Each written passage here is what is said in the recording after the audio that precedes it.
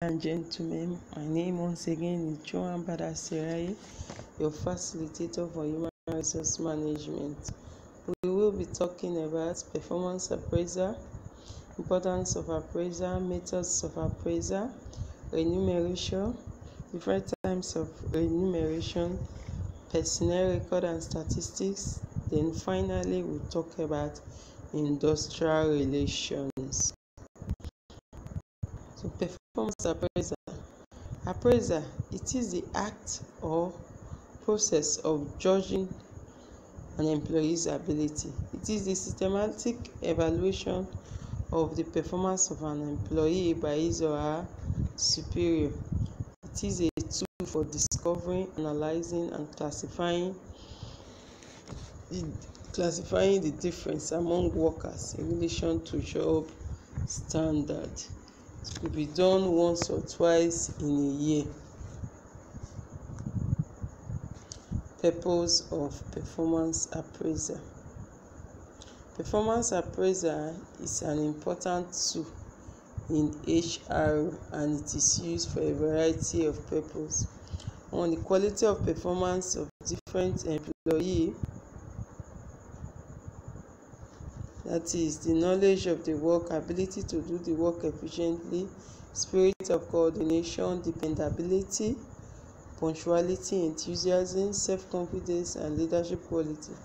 These are some of them. And it's also useful in deciding the type and nature of training program for employee.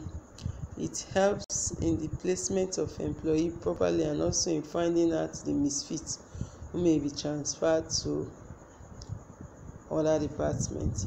It forms an unbiased and systematic basis for any increase in wages and promotions for employee.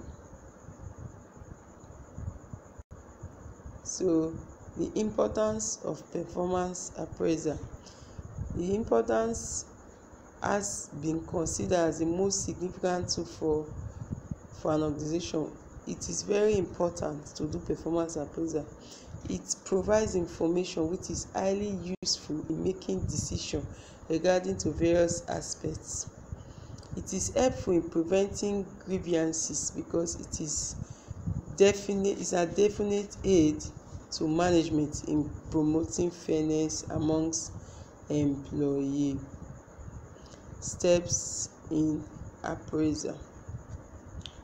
The process of performance appraisal follows a set pattern. An employee performance is periodically appraised by his superiors.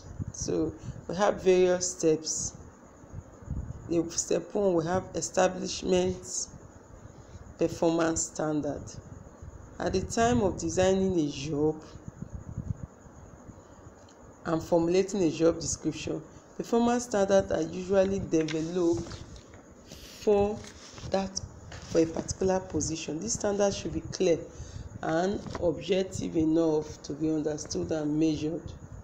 Then we have the step 2, communicate performance expectation to employee. This one, it is difficult for employees to guess what is expected of them. Hence, the standard of performance should be communicated to the employee to make communication effective. Feedback is necessary from the subordinates to the manager. Then we also have step 3, which is measure actual performance. To determine what actual performance is, it is necessary to acquire information about it. Four sources of information are frequently used to measure actual performance, which is personal observation. And we also have statistical reports, oral reports, and we have written reports. Then also step 4, say compare actual performance with standard. The employee's appraisal is done and he or she is judged in terms of potential for growth and advancement. Attempts are made to note the deviation between standard performance and actual performance. Then we also have step 5, say discuss the appraisal with the employee. The results of the appraisal are discussed periodically with employees, where strong points, weak points, and difficulties are indicated and discussed so that performance is improved. Then step 6, we say initiate corrective action if necessary for performance increase. We say for counseling may be done or special assignments may be set. People may be deputed for formal training courses, and decision making and responsibility and authority may be delegated to subordinates. Immediate corrective action is often described as putting out fire, whereas basic corrective action gets to the source of deviation and seek to adjust the difference permanently. Then we'll go to method, techniques, tools for appraisal. We have the traditional methods and we also have the modern methods for appraisal. In all of this, the modern method, we have the straight ranking method, person to person comparison method, we have grading, graphic and linear scale, first choice description method, first distribution method, checklist, free form method, and we also have critical incidents, group appraisal, then we have field review method. In all of these, straight ranking method is the oldest and simplest method of performance appraisal, by which an employee and his performance are considered as an entity by the evaluator. Then we also have the person to person comparison method. By this method, certain factors are selected for the purpose of analysis, such as leadership qualities. Then we also have dependability and initiative. This scale is designed by the rater for each factor. Then we have the grading method. Under the grading method, the rater considers features and mark them according to a scale. It may be that is the selected feature may be analytical ability, cooperativeness, dependability. Then we also have self-expression, job knowledge, leadership, and organizing ability. Then the rating scale may be from A to E. So maybe you say A outstanding, B very good, C good or average, D fair, then E poor. So with that grading method, you can actually appraise an employee. Then we have the graphic or linear rating scales. This is the most commonly used method of performance appraisal. A printed form is used for each person to be rated. The factors to be rated are employee characteristics and employee contribution. In employee characteristics are included quality such as initiative, leadership, dependability, enthusiasm, loyalty, creative ability, decisiveness. Then we also have emotional ability. So in all these various traditional methods, all are still necessary, and some of these traditional methods are still in force up till today. Then we have the first choice description method. This part, under this method, the rating element has several sets of adjective used. As we have usually sets of 4 phrases, 2 of which are positive and 2 are negative, relating to job proficiency or personal qualification. The evaluator is asked to indicate which of the 4 phrases is the most and least descriptive of the employee.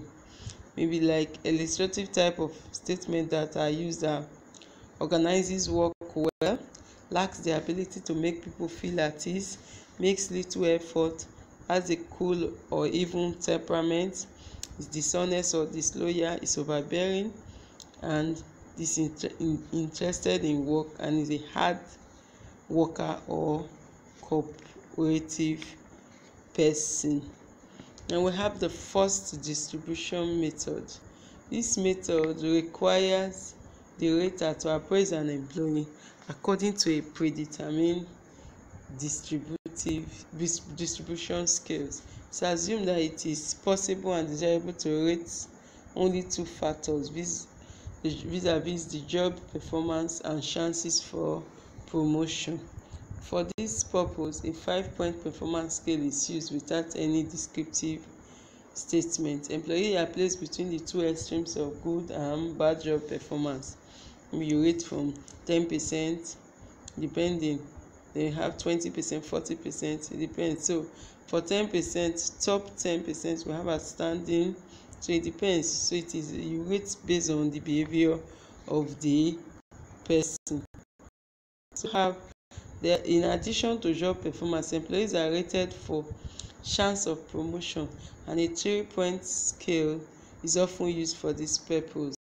Very likely promotional material, may or may not be promotional material, and very unlikely to be promoted. So any of these can be used.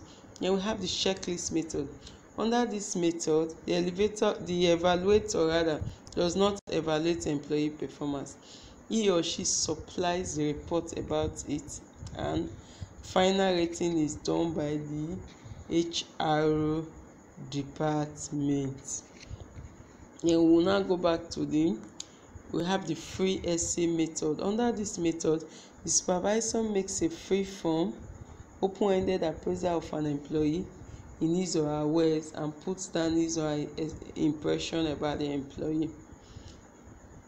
And he usually takes notes of factors such as we have job knowledge and potential, employee characteristics, attitude, production, quality, cost and control. Then we have relationship with other colleagues, then understanding and application of company policies and procedures.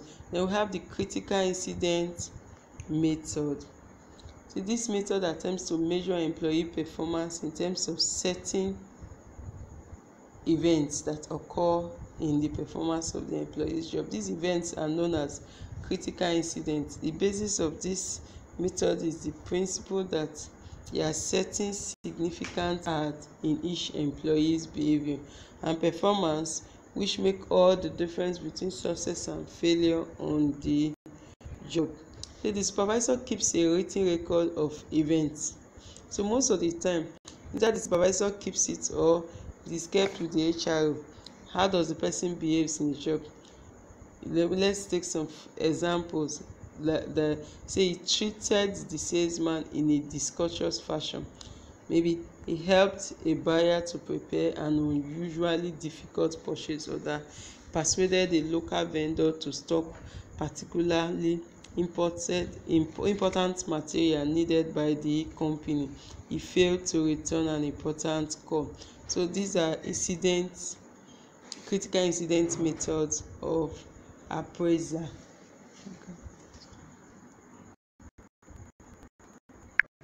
And we also have the group appraisal method.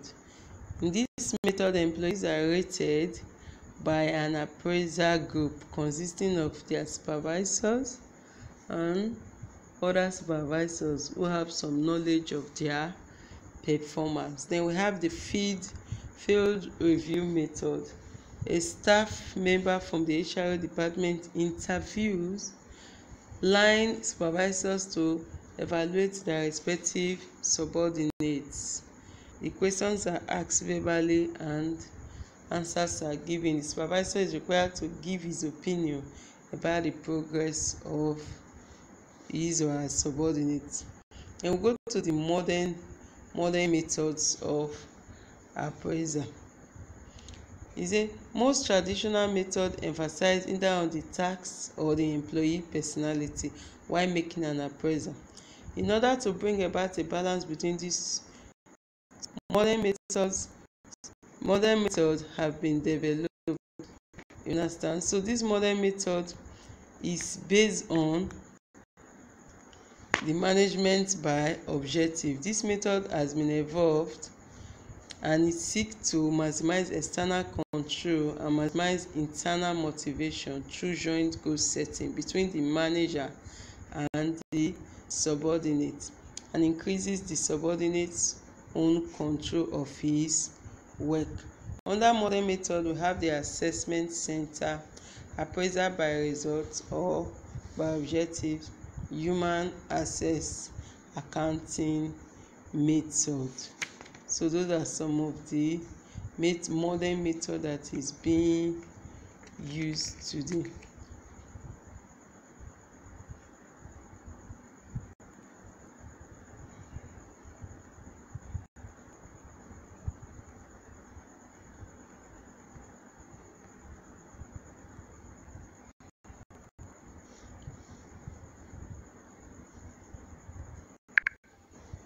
Remuneration. Remuneration, the term remuneration refers to wages, salaries, overtime payments, bonuses, commissions, and any other financial reward paid to an employee in return for the work they perform for their employer. So most of the time, we have they have the remuneration policies. Top management decides usually the remuneration policy in consultation with HR manager, and if necessary with trade union and staff association when they have such in that organization. So a remuneration policy might also be affected by the following factors. We have the strength of the trade union, that's for bigger organizations. We have economic climate of the country, availability of labor in a particular area. Then we have government policies. Implication for the HR manager, and this is very key. Remuneration policies laid down by top management of organization has the following implication for the HR manager. If the policy is acceptable to the majority of the workforce, his or her work is easy. You understand? So he can actually devote his time in concentrating on other aspects of HR department. If the policy is not acceptable to the workforce, he or she will have to engage in continuous negotiation with representatives of the staff association in order to reach an amicable settlement. It will increase the workload of the HR personnel and divert their attention from more important areas of their job. The HR manager have to be on constant alert for any signs that exist that with the current remuneration policy might be interfered with, so must be ready to report and make recommendations accordingly to top management. And we have systems of remuneration. Different employees of same organization might be remunerated by different system according to the type of work they perform. So we have the time rates. Under this system, payment of an agreed amount is made for agreed period of working time. Time rates are mainly used when output cannot be directly related to the wages or labor cost, or when the emphasis is on the quality of work to be performed rather than on quantity alone. So we have the piecework rate. Under this system, payment is made according to the output, that is the quantity of an acceptable quality of an item produced. What you see is based on physical, maybe for company that actually produce, maybe like a pure water company, is the number of bags. Maybe you are a bagger, what you can actually bag in a day, that's what they assess you based on. Then we have bonus. Bonus is a reward for output or achievement above previously agreed level. We are actually bonus. Some schemes are based on an individual output, while salary of the group. This is usually paid at the end of the working year. They will have incentives usually given to employees for a variety of factors such as good timekeeping, increased productivity, reducing operational costs. Then we also have reducing operational costs or wastage is then involving in innovative incentives. Then we have the commission or target bonuses. This system of paying commission generally applies to salespeople as marketers and is based on the value of sales achieved above a certain predetermined target. Some are paid on an individual salesperson achievement, while others are paid based on performance of a group. Then we also have allowances. Allowances, depending on the nature of their job, some employees might be paid allowances for maybe like for cost of transportation, cost of expenses incurred on entertaining existing or potential customers or clients. Then we also have cost of buying and maintaining clothing and accessories. Then we also have travel allowances. Then we have standard employee benefits. In addition to salary, bonus and allowances, employees are normally provided with certain benefits. It could be of different types. We have the annual paid holiday. So this is most common benefits for who are eligible for a certain number of holidays on annual basis. So maybe during this period their normal salaries are paid to them. It's like a leave now. In some countries, the duration of the period is laid down by the government rules. In some companies, they will say 15 days for junior staffs and 30 working days for management staffs. And we also have things like sickness pay. It is also a common benefit. An employee who falls ill or sustains injury, whether in workplace or outside the workplace, gets a recovery period of work during which he or she will continue to receive pay. The minimum period is laid down by law. However, some organizations may allow longer period. Then for although this sick pay is also like in some companies that will have maternity leave for pregnant mothers, that when they are due, so they get their maternity allowance. So it falls under sick pay also. So additional benefits. These are additional benefits. Some categories of employees might receive certain additional benefits which are commonly referred to as. For example, we have company-owned motor vehicle. These are additional benefits. A car is given for use. Then we also have rent-free accommodation. They will have shares of the organization, cost of meat. These are some incentives that are given to employee to actually motivate them. Then we also have interest-free salary advance. We have loans. We have pension. We have medical or health insurance, group life insurance, flexible working hours. We also have maybe working from home or other locations. So we'll go to the next one, which is personnel record and statistics. Personnel record refers to items of information which have been recorded about the employee of an organization.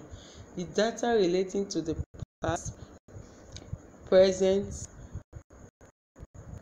of an employee are built up by the HR department over a period of time. As an HR manager, it is very key that proper records are being kept of all employees. Some companies, by the time they are doing any appraisal, you see the HR managers keep coming. What is your date of birth? So by the time you keep proper record, you don't even need to come to these persons. You go to the file and you can access such. Say why is there a need for personal record? Why do we actually keep records of people. Information in personal record. An employee's current personal record will contain most of all the following particulars: personal number or code, full name, full address, date of birth. The full name, that is an employee full name, first name, middle name, surname should be recorded. Then the employee's gender, whether married or single, it should be recorded.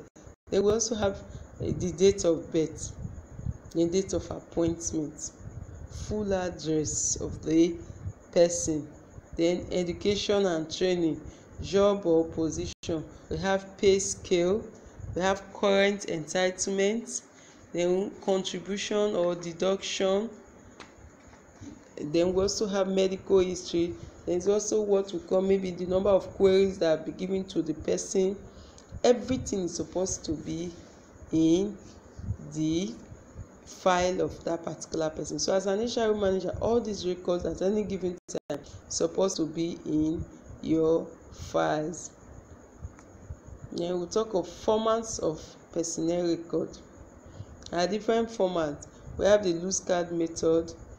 Then we also have the loose leaf card method and the visible card method. There are various methods. The most important thing is that as an HR manager, all this information at any point, at any time it is needed, you can provide it. Then we also have computer, whereby for companies that are computerized, where you can actually keep everything in the computer.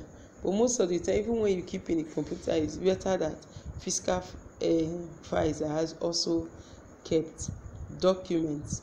If the HR department is fully computerized, it might be necessary to retain files of documents relating to past, present, and future employees. In many cases, the document will support and provide more data than the summary: records of former employees, record of non-employees, statistical data, as like accident, injury, and illness, statistics. Then we also have the stability index, the rate of labor, turnover, and other useful statistics. And it is very key when all these informations are kept about the person. So as an HR manager, all these things, you keep them. Maybe like that of the, when we talk about accident or injury, and it is important. So why I said it's important is that HR department can produce from it record related to man's hour loss through the accident. When there are issues, say for this period, because the person did not put more time, problems areas might be able to be identified and corrective action taken accordingly. Then we also have what we call holiday period. Statistics can be produced to show the period of the year most employees actually get their entitlement for holidays. Some companies, the HR will not even know when last the person went on leave. So but when proper recording and documentation is done, the HR manager can actually provide useful details about the employees, whether they are still with the company or not. So other useful statistics and analyzing might produce for a variety of other purposes. Like we have induction procedures, training programs, bonus scheme, etc. Report about unexplained drops in productivity during a certain period or absenteeism should be compiled. Then we also have report. The HR department is always involved in the preparation of report for a number of reasons why documentation is good. Some reports will be of a purely routine nature, such as statistics concerning labor turnover, which are needed regularly by management. Then other reports might concern special matters which might be outside the normal day-to-day operation of the department. An example might include the labor supply in various areas in which management might be considering relocating the organization, or opening a new branch or factory, and so on. Then we have learning organization, workplace in which everyone expects as a matter of fact to be routinely acquiring new knowledge and skill which do not better perform their existing responsibility, but in anticipation of the expected change to come, have been described as being learning organization. Creating a learning organization can be one of the most satisfying results of leadership by HRO manager, and one which can have long-term benefits both for the organization and for the employee. Industrial relations. The role of the HRO manager in developing and maintaining harmonious working relationship between employers and employees, it is very, very important. In many countries, large proportion of the working population nowadays belong to trade union, yes, especially for government establishments or for public workers. They have that, like civil service and public services, they have different trade union, because that's another way for them to actually, the workers to actually air their views. So while in other countries, the relevant government might exercise various degree of control over the activities of trade unions or union permitted to function within those countries, each HRO manager and industrial relation officer must ensure that information on current local conditions and trend in his or her country are obtained by reading local and national news paper, management publication, then government publication on industrial relations. Then we'll talk about trade unions. These are the organized group of workers within an organization. Sometimes these trade unions comprise of workers of different organizations involved in similar activities. Traditionally, the main aim of trade union have been to negotiate with employers on behalf of their members in an attempt to secure better wages and working conditions of our members. In some cases, excessive union and actions have seriously damaged businesses or entire industries and their financial resources. The activities of trade unions on behalf of its members covered some or of such areas, that is including improving rates of remuneration, improving working conditions as welfare and safety, protecting members against unfair practices, trying to ensure security of employment, raising the status of workers, the involvement in all matters concerning the workforce of an organization. Then we have collective bargaining. This is the name given to a system by which a union negotiates with management on behalf of its members. Such negotiations can be done on an individual basis, that is between an organization and the union representing the members employed by that organization. However, it is becoming common in some countries to find a number of organizations in the similar industry negotiating with a union or unions jointly. So in this collective bargaining, most of the time they get what they want. It depends on those in the aim of affair for the trade union. So we go to industrial action. When negotiations between trade unions and the employer fail, various forms of industrial action can result. We take the form of go slow, work to rule, strike. This action continues until such a time as one party gives way. Like in our country today, in Nigeria, you get to hear of ASUU today, they are going on strike. tomorrow is doctors going on strike, the other day to be teachers. So it's the union, like for teachers they have the NUT, they have various organizations that goes to negotiate on behalf of all the teachers. Then after all this negotiation, that's when they have the joint consultations. In many countries, joint consultation between representatives of employers and representatives of employees becoming increasingly common. That is due to the appreciation of management of the rights and needs of employees to be consulted about and even to participate in decisions which affects their employment, livelihood, and job security. Say for success, management must accept the rights of employee to be consulted and recognize the value of their contributions. At the same time, the employees and their representatives must recognize the expertise which management possesses and the importance of planning beyond the immediate future. So we'll talk about staff associations. Members of staff associations are usually non-manual workers or white-collar workers as opposed to being blue-collar manual workers. They might be secretarial staff, computer operator, sales personnel. We also have